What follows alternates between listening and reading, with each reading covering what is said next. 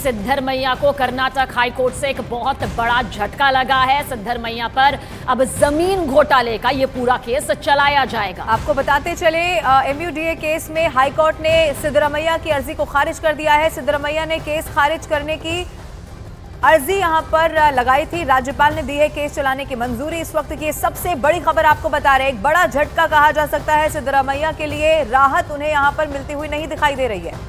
तो ये बड़ा स्कैम यहां पर जब सामने आया था तो भी सियासी तौर पर खूब हो हल्ला मचा था। अब कर्नाटक हाईकोर्ट से ये बहुत बड़ा झटका इस पूरे जमीन घोटाले को लेकर बताया जा रहा है सिद्धरमैया के लिए। और इसी मामले में अब सिद्धरमैया की मुश्किलें यहां से बढ़ती हुई दिखाई दे रही हैं। कर्नाटक हाईकोर्ट से बहुत बड़ा झटका लग गया है। सिद्धरमैया पर जमीन घोटाले का मामला चलाया जाएगा। आपको बता दें, इस केस को खारिज करने की अर्जी खुद सिद्धरमैया की तरफ से लगाई गई थी, लेकिन राज्यपाल ने अब केस चलाने की मंजूरी यहां पर दे दी है। इसका मतलब यह है कि इस मामले में अब मामला चलाया जाएगा सिद्धरमैया पर। जमीन घोटाले मामले में केस चलने वाला है।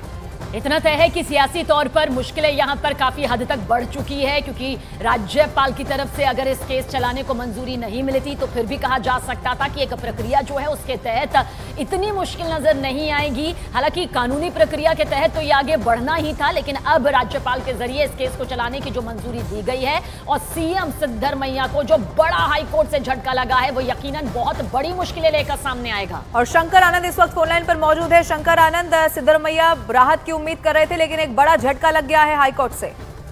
निश्चित तौर पे ये बड़ा झटका है। जिस तरह से इस मामले पर आज सुनवाई चल रही थी और इस सुनवाई के दौरान में एक बड़ा झटका इसे माना जा सकता है, क्योंकि जिस तरह से इस मामले पर सिद्धरमैया जो है उनको ऐसा लग रहा था कि आज उनको एक बड़ा राहत जो है कोर्ट से आज मिल सकता है।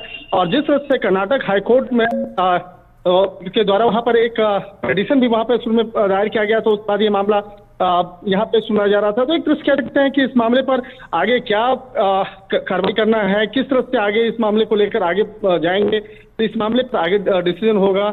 और निश्चित तौर पे हाई कोर्ट ऑफ कर्नाटक जो है, जिस तरह से यहाँ पे इस मामले पे सुनवाई हो रही थी और खासतौर पर जो मुडा स्कैम के मामले को लेकर जिस तरह से चर्चाएं चल रही थी, तो एक बड़ा झटका है। और इस मामले पर कहा जा सकता है कि थोड़ी देर के बाद औपचारिक तौर पर उनके द्वारा स्टेटमेंट भी जारी किया जा सकता है।